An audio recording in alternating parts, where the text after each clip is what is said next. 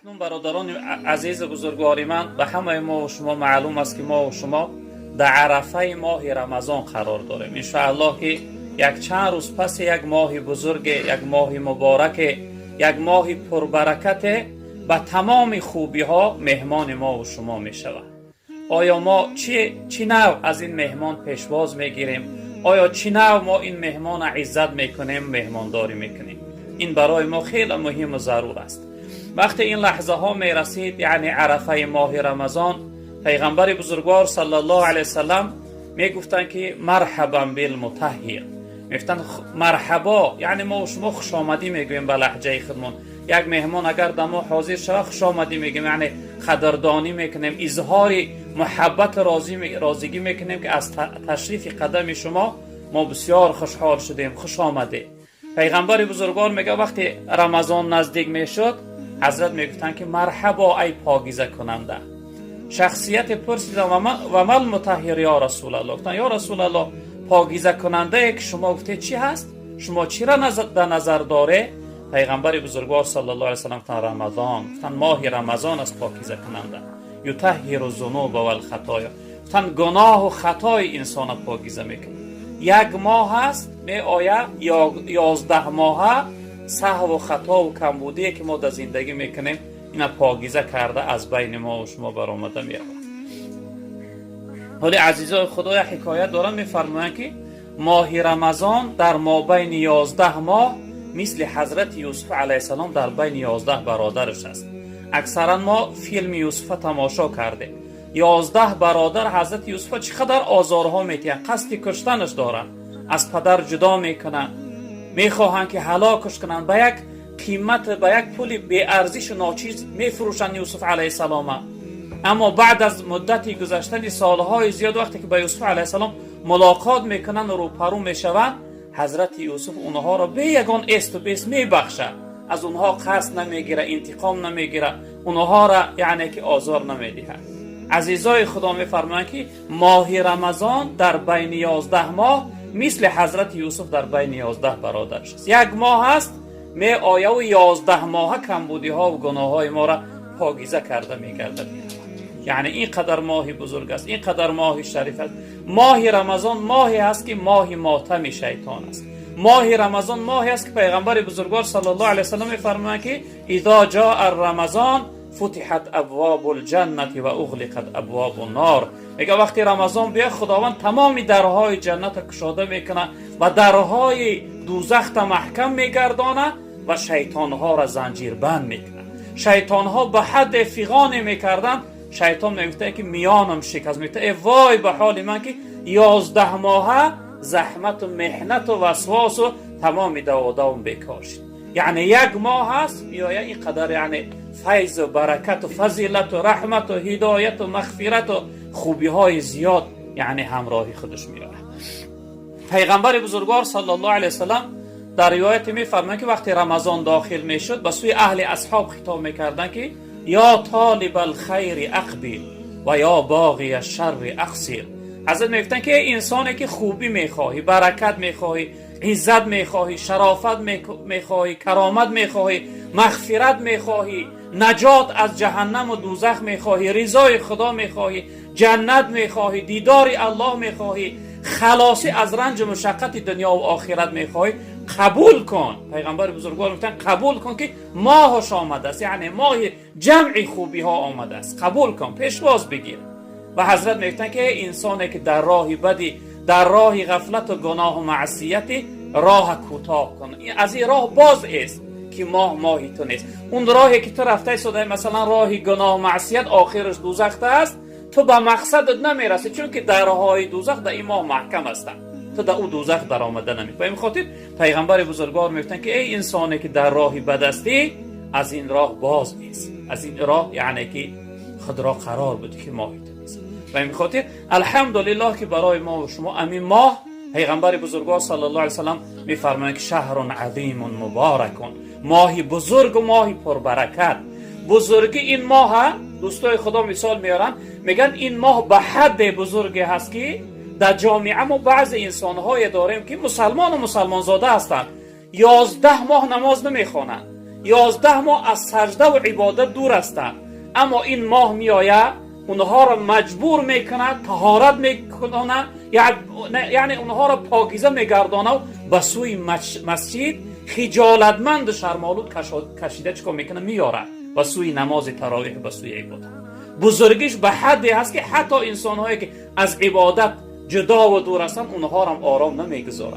این بزرگی این ماه است. شهر عظیم، بسیار ماهی بزرگ است و شهر مبارک، بسیار یک ماه پر از برکت است که ببینه اکثرا ما و شما در غیر رمضان نماز شب نداریم، بعدی خفتن چیکار میکنیم؟ خواب میرویم.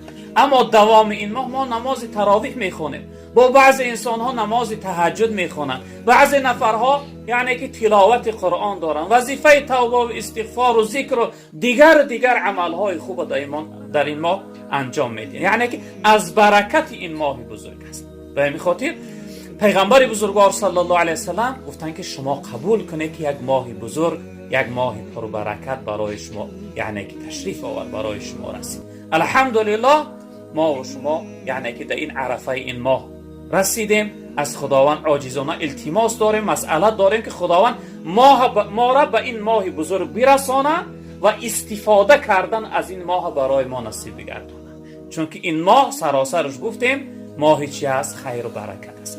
پیغمبر بزرگوار صلی الله علیه وسلم میفرمایند که من صام رمضان ایمانا و احتسابا غفر له ما تقدم من ذنبه.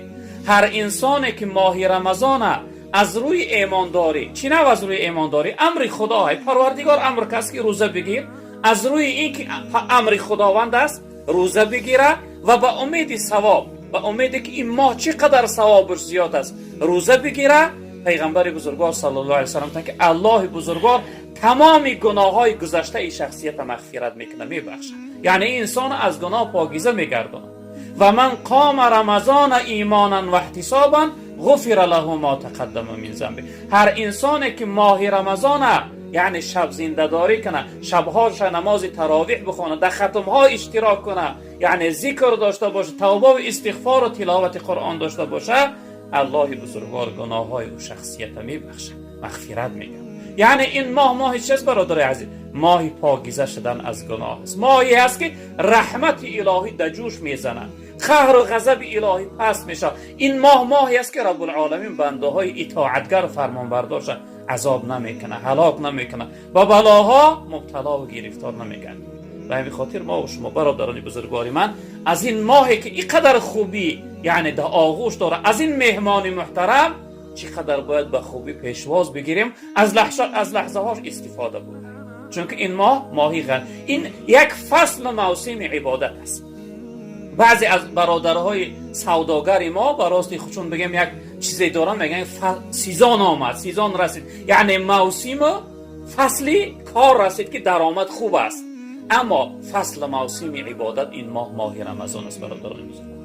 برای همین ما و شما حرکت داشته باشیم که از لحظه های این ماه چیکار کنیم؟ زیادتر استفاده کنیم.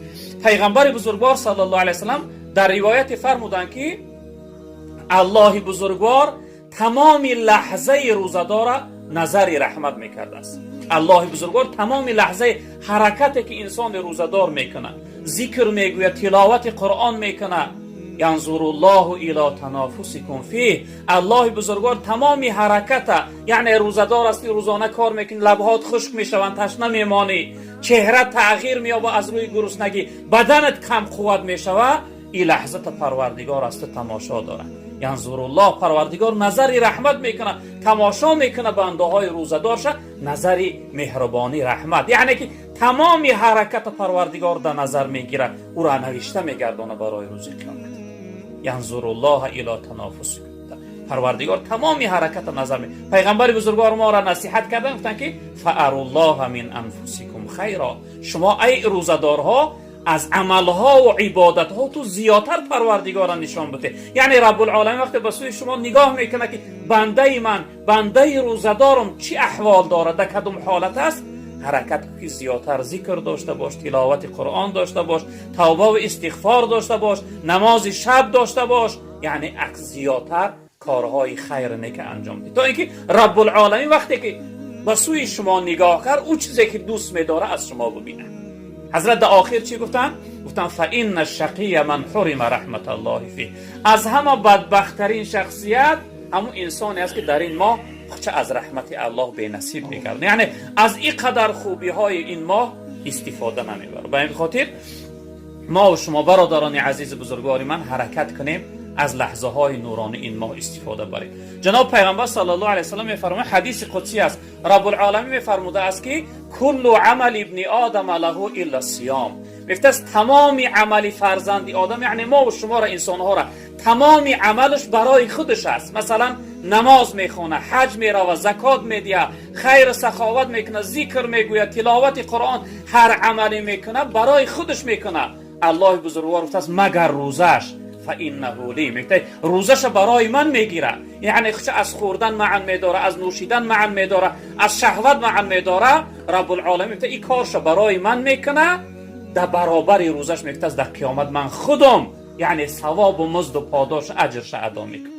در روز قیامت ثواب نماز ملائکه ادا میکنن، ثواب حج ملائکه ادا میکنن، ثواب یعنی تمام نیکی و خوبی ملائکه ها ادا میکنن.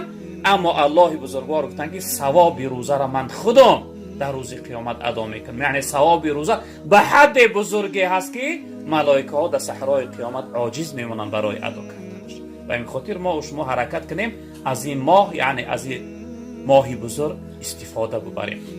جناب پیغمبر صلی الله علیه وسلم در روایت فرمودند که این للصائم فرحتان، گفتن انسان روزه گیرنده، روزدار، از همین روزه‌ای که میگیره دو خوشحالی و خرسندی را از خود میکنه. فرحتون عند الافطار، یکمین خوشحالی و خرسندیش حضرت گفتن وقتی افطار کردنش. الحمدلله ایچه همه ما یعنی که احساس میکنیم، اهمیت میبینیم. وقتی که انسان روزدار های نماز شام نزدیک میآید، در دستش تلفن یعنی ساعتش نگاه میکنه و در نزدش طعامش تیاره تا اینکه چیکار کنه؟ افطار کنه. وقتی نماز میرسه چقدر خوشحال و خرسند به چی میگه؟ میگه اللهم لک صمت و بک آمنت و علیک توکلت و علی رزقک افطرت. پروردگار من برای تو روزه گرفته بودم، اللهم لک صمت و بک آمنت، و من به تو ایمان دارم، باور دارم، این روزه ما برای اطاعت تو گرفته بودم، توکل ما به تو سپاریده بودم، این لحظه به این رزقی که برام داده به این افطار میکنم. میگه انسان یکمین خوشحالیش وقتی افطارش هست. دویم خوشحالیش کدام حالته؟ دویم خوشحالیش عند لقاء ربی، وقتی ملاقات و دیدار الله رب العالمین. وقتی رب العالمین در جنت برای اهل جنت یعنی جمال و جلال و دیدارش وقتی نمایان میکرده، نشان میداده، و سوی روزدارها خطاب میکرده الله که ای انسان روزدار، امروز در برابر روزه گرفتگی دیدارم برات نصیب باد، تماشا کن. یعنی دیدار به مثل مانند من تماشا کن، یعنی در برابر روزه در آخرت الله بزرگوار دیدار شد وعده کرده. با روزه یعنی وقتی افطار کردن، پیغمبر بزرگوار صلی الله علیه و سلم وصف کردن که وقتی افطار لحظه اجابت دعا هست. وقتی افطار کردن هر مشکلی داری، هر حاجت داری، هر خواهش داری، از تحت دل صدقا دستا را بردار و دعا کو، رب العالمین دعای تر رد نمیکنه. پیغمبر بزرگوار صلی الله علیه و سلم که عند الفطرة دعوة لا ترد، گفتن وقتی افطار کردن دعایی هست که او رد نمیشود، یعنی که قبول میشود از جانب